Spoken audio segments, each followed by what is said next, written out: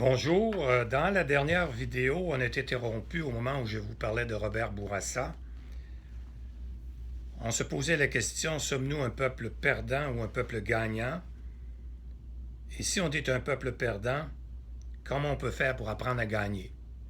On ne peut pas vivre dans le déni, faire semblant qu'on n'est pas perdant, parce qu'on aura toujours peur de la victoire, ou on n'aura pas le goût de la victoire, ce qui est pire même. Alors on a vu une série d'événements depuis qu'on était conquis. Donc on est des conquis, on est des subordonnés au gouvernement du Canada anglais depuis toujours, on est des minoritaires qui le demeureront toujours, on est un peuple dont on ne reconnaît même pas qu'il est une nation, on ne reconnaît même pas qu'on est un peuple fondateur, et en plus, on a été trahis tout au cours de notre histoire, c'est un peu ça qu'on a vu. Quand on est interrompu, on parlait de Robert Bourassa, qui, après la perte du référendum, où on a perdu, à la nuit des longs couteaux, le rapatriement unilatéral de la Constitution, la trahison de 74 députés du Québec sur 75 qui ont choisi de voter avec le Canada anglais plutôt qu'avec le Québec et les Québécois, de suivre la volonté de l'Assemblée nationale du Québec, donc trahison des nôtres à ce moment-là. Alors Robert Bourassa a voulu nous permettre d'entrer dans le giron canadien avec M. Brian Mulroney dans un accord qu'on appelle l'accord du lac Meach, où on devait reconnaître qu'on est une société distincte, pas une nation, une société distincte, et c'est quelque chose, qu'on aurait droit à beaucoup de pouvoir en matière d'immigration, plus que nous en avons actuellement. Petite parenthèse, quand on ne contrôle pas son immigration et qu'on ne contrôle pas l'entièreté de sa langue, ça veut dire que c'est un peuple qui va vivre dans l'insignifiance, la subordination d'un autre peuple et qui est appelé à disparaître. Il y avait aussi d'autres mesures concernant le Sénat et concernant les subsides qui devaient être versés au Québec, advenant qu'on refuse des programmes fédéraux, qui devaient aussi nous permettre de récupérer le droit de veto qu'on a perdu en Cour suprême.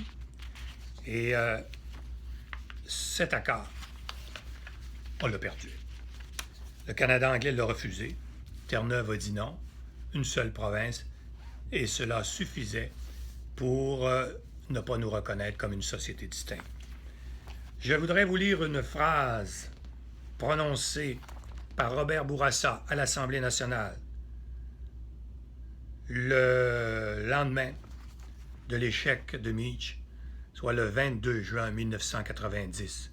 M. Couillard, écoutez bien ce qu'est un véritable chef d'État, quelqu'un qui parle au nom de son peuple. Voici ce qu'il disait.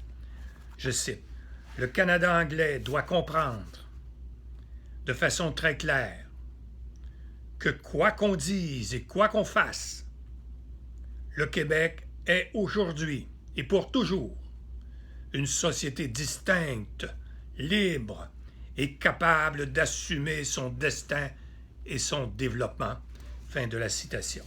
M. Couillard, puissiez-vous réfléchir à ces paroles très nobles, très dignes et très respectueuses du peuple québécois. Par la suite, Robert Bourassa fait une autre tentative avec l'accord de Charlottetown. On perd en 1992, mais il dit « Je vais réessayer de nouveau, cette fois avec un accord plus facile à accepter par le Canada anglais. » Mais la différence, c'est que cette fois-là, on va demander, par référendum pan-canadien, à tous les Canadiens de se prononcer. Il nous faudra, en vertu de la Constitution canadienne, un amendement. Donc, il faudra non seulement l'accord de tous les Canadiens, mais aussi de toutes les provinces, du Sénat, de la Chambre des communes, des Premières Nations et des territoires, etc. Savez-vous qu'est-ce qui est arrivé? Nous avons perdu.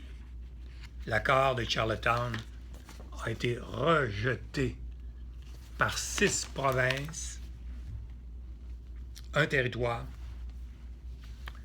Nous sommes...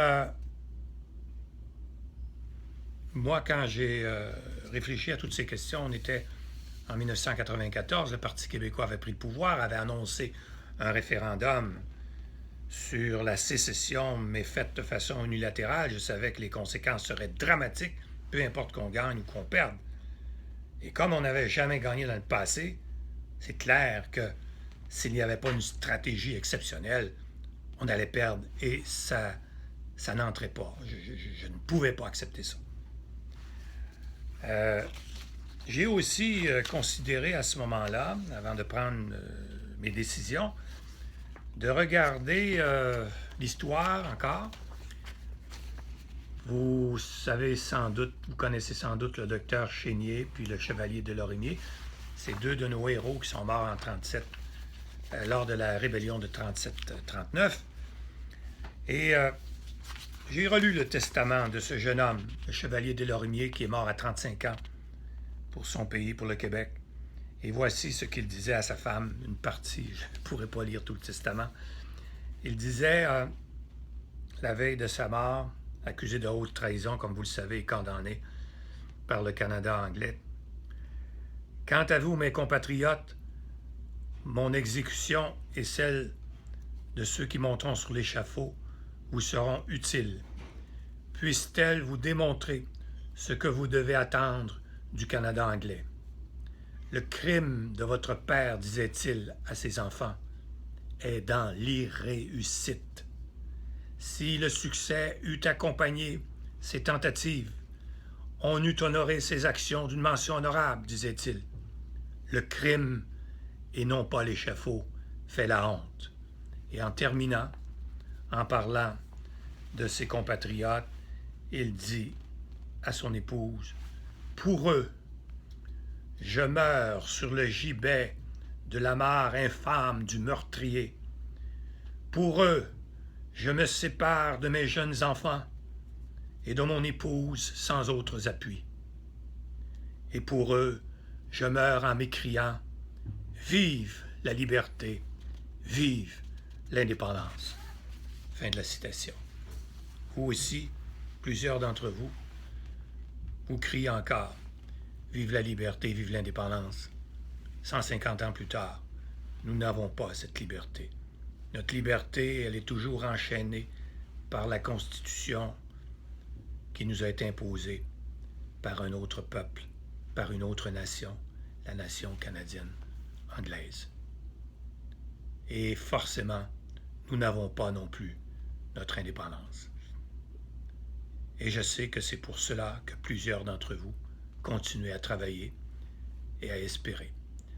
Dans la prochaine vidéo, je vous montrerai ce que j'ai retenu du rapport de Lord Durham en 1994, au début 1995, et ensuite, on regardera les faits et gestes que j'ai posés pour essayer de rencontrer M. Parizeau pour lui expliquer que même si on a toujours perdu depuis la conquête, on pouvait gagner, mais à la condition d'utiliser une stratégie hautement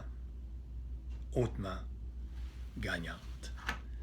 À bientôt. Ne manquez pas de me poser des questions, de me faire vos commentaires et je vous attends.